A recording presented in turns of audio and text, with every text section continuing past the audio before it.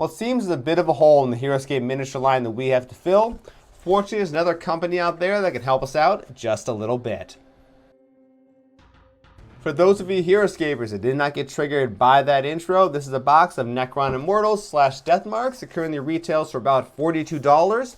And when you take this box and combine it with some other 40K weapon bits, as you'll see me do later on, you can turn these guys into 4-armed space robot pirates. In fact, the miniature is right here. So all told, between this box, the green stuff, and eBay hunting for the extra bits you need for the pistols, you're probably looking at a little bit over $80 to build these miniatures. And if I'm counting the pieces in this kit correctly, you should be able to turn each one of these 5 guys into a 4-armed space pirate robot. Let's get started with this build process. I've got the actual sprues from the Warhammer 40K kit. I have some clippers, a hobby knife. This is plastic glue. It's glue designed to work specifically with this type of plastic. And then I've got green stuff, which is a 2-part epoxy putty. And finally over here I have some water, and that is going to make it easier to work with the green stuff. We'll talk more about that in a minute. My first step is going to be to take part number 4 here and remove that from the sprue. Then I want to make his pose much more dynamic. What I'm going to do is remove this leg with the clippers and then glue it back on so it's further back, more like he's running. And let's hold that there for maybe 30 seconds to a minute.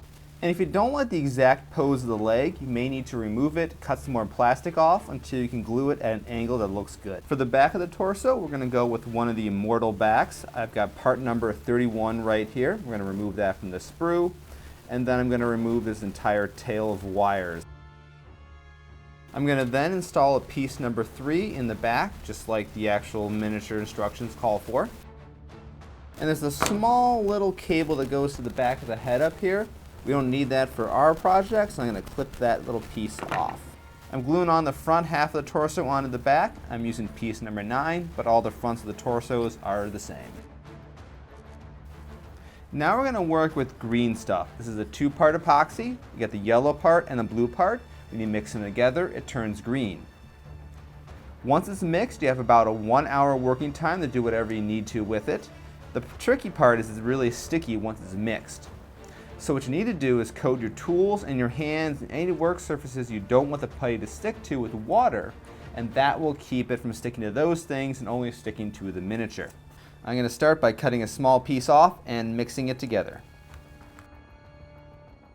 So with a small amount of water on the plastic packaging, I'm going to lay the green stuff down, and I want to cut a rectangle that's very thin, less than maybe 1/8 of an inch wide, but it's about 1 inch to 1.5 inches long. And this is going to be used to create the armor on the legs. Now cut this strip into about 4 pieces that are each maybe 3/8 of an inch long. If you find the putty getting moved by your knife, put some water on the knife blade and continue on. We're going to start by taking 2 of the pieces and wrap them around each of the thighs of the miniature to give it some heavier armor. Oh, and these pieces are maybe 1 to 2 millimeters thick. Now moving forward, when handling this miniature, until the green stuff cures over the course of a couple hours, you need to be very careful not to touch the green stuff unless you intentionally intend to do so. Otherwise, what happens is your fingers just put a little bit of pressure on it and you soften up a lot of your details and you lose a lot of your work. Now for the other 2 pieces, we're going to wrap them around the legs such that they are a little bit lower than the first armor piece, but not completely below it, so you get kind of like a layered armor effect. Then, using your knife, cut a nice clean side edge for the armor pieces. Last step here is to take your knife. I'm going to push down on the top of the bottom piece of the armor just to give it a little bit more of a definable lip. I want to make this miniature be a little bit taller than a standard Necron. I'm taking some of the green stuff here and I'm going to apply it to the bottom of the torso like that, so it adds, I don't know, whatever that is, a couple millimeters onto the bottom of the torso, maybe 6 or so. And then I'm going to bring the legs in here and I'm going to stick the little spine into that green stuff I just added. Now I need to be careful that I don't ruin the sculpting of the knee pads I did just a bit ago. And I also want to turn the torso so he's kind of running opposite, kind of different direction than he's shooting his guns. Something like that. Let's let this whole thing go for about 24 hours just to let all the details on the legs and the green stuff there dry up. Let's talk about his guns. Now this kit comes with 15 guns because there are different ways you could build the miniatures in there. So you can do some surgery if you want to use the included weapons for the miniature. So I'm going to show you how you can do that using the Hexmark rifles. This is piece number 40. I'm going to remove this rifle from the kit. Now the Admiral, of course, uses 4 pistols, not rifles. So what you can do is cut away all the pieces you don't want, and you're left with something that kind of looks like a pistol. Oh, and you know, you got a little stock or brace here. Keep the ATF from kicking down your door, and maybe you want to remove that, but I'm going to leave it on for now because it looks awesome. Now the one tricky part here is that all the Necrons in this kit are right-handed. That's where their trigger finger is at the moment. And the left hands are all attached to somewhere further down the barrel of the rifle. So if you want to make some left-handed weapons like this, you have to get a bit creative, remove the left hand here, and replace it over here on the trigger side of one of the weapons, and then proceed to glue in one of these little extra arm pieces so that it's holding the pistol, or the new modified pistol, in his left hand.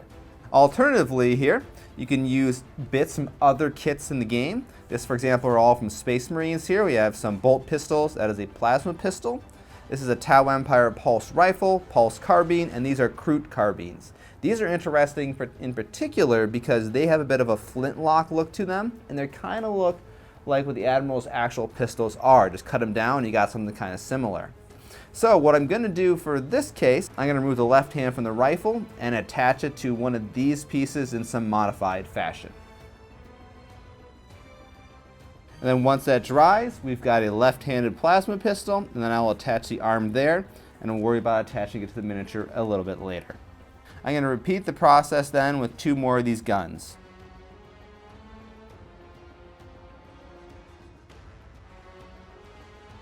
Now the 4 guns are done. We'll let them just dry a bit. We'll attach them to the torso a few steps down the road. In the meantime, I want to work a bit more on the base. Being a pirate, I want to make him run along the deck of a ship. And we're going to do that with green stuff. So you want to coat the entire base in maybe 2 to 3 millimeters thick of green stuff. As equally spaced as possible, I'm going to draw a few lines in the green stuff using my knife, and then draw some cross lines to give the illusion of deck planking. Kind of like my table right here. As with all the other green stuff areas, we're going to let this dry overnight.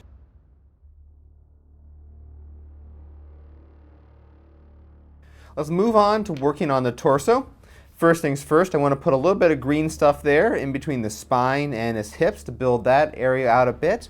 And then I want to lay down a strip of green stuff that's approximately the width of his torso, and we're going to use that to make the armor. To build the body armor, I'm going to cut a series of shapes out of the green stuff and lay them down one at a time on this chest and abdomen area, working from the bottom up. The lowest plate will be on the bottom, the highest plate will be on the top. Now I'm not going to try to copy exactly what Avalon Hill has done, but if you want to, you can copy that design. I'm going to make a series of trapezoids, and then repeat this process until you got the entire body armor complete. For the very top piece of the armor, I'm going to cut in a curved area that's essentially an opening for his neck. And then for added detail, I'm going to take my knife and dip it in some water and just kind of cut in a few marks in the chest armor like it's battle damage. Bullet holes, sword gashes, whatever it may be. One more detail I'm going to do is I'm going to lay down another thin strip of green stuff and cut it to maybe 2 millimeters wide. Being careful not to ruin the detail of your chest armor, I'm going to lay this down going from shoulder to his waist, and it's going to effectively be like a bandolier type detail. I'm going to take another similar sized piece and use it to build a belt around his waist. To finish this step up, I've got a few more Warhammer 40K bits from the Tau Empire as well as the Kroot, which are also part of the Tau Empire, and I will put them on the newly constructed belt. So why are there 3 knives on his chest? Because the Kroot at 40K are strapped when they go into battle. Also because they eat the dead, so that's probably their dinner utensils right there. So I have my arms laid out here, how they're going to be glued on the miniature, top arms and bottom arms. Now each of the Necron arms has this little circle knobby thing that's designed to be inserted into the socket right there. For the top arms, you want to keep that little piece intact, but for the bottom arms, you want to cut that piece off. Use the plastic glue to glue your top arm in place. And when you're doing this, be careful not to touch the green stuff you just finished sculpting, or you'll basically destroy any detail you have. And then once the glue is dry for the top arms, we're going to glue the bottom arms in right below them. Before we get to the last few detail steps, I want to attach one more little knife bit on his back here, because 4 arms, 4 knives. Then we've got a cape. So what you need to do for the cape now is we're going to cut a square of green stuff such that each side of the square is the length of the cape. It doesn't have to be perfect, just kind of close enough. Next, between these 2 diagonal corners, we need to cut a very gentle, curved, rounded edge. Then in this corner, which is opposite the nice rounded curve, we want to cut out a small circle, or this would be the opening for the neck. Then we can remove this green stuff cape here and we'll start to put it on the miniature. Start by attaching the cape to the shoulders, and once again be careful not to handle the other green stuff areas too much, they're not fully dry. And then you want to pull the cape down in such a way that it kind of mimics the character's movement, and feel free to kind of pinch it and fold it so that it's actually like there's creases and there's movement to the cape. And something like that for some dynamic cape action, that's kind of what you're going for there. 2 last steps. The first is to choose a head. This kit here for the Necrons has a Deathmark head and kind of the normal Necron skull head. I like a Deathmark head with the 1 eye. It's kind of terrifying, so we're going to go with that one. Now the final step here is to glue the Admiral down to his base, and the key point here is that the plastic glue I've been using up to this point does not work on green stuff or any other material for that matter. Therefore, I'm going to use some more traditional super glue to glue him down. And to give more the illusion that he's on a ship, I've got 2 little 3D printed resin crates right here. I've got a video showing how you can make these things inside Blender. It's really simple and a great way to get started with Blender. I'll put a link to that in the show notes. I'm just going to glue them down to the base using super glue. And with that, we'll call our miniature done, and you can go ahead and paint them up however you like. And that brings us to the end of this project right here. So thank you guys all for watching. Hopefully you enjoy this little kind of throwback to the old school 40K fantasy miniature modding. We used to do stuff like this, long time ago, back before we all had 3D printers. But hey, it's a good skill to learn, just a fun little thing to do every now and then. Of course, you got to paint them, which is a whole nother can of worms. But that's all I got for you today. So, I'm Jason, the creator of the Tabletop Battlefield. I'll see you guys in the next episode.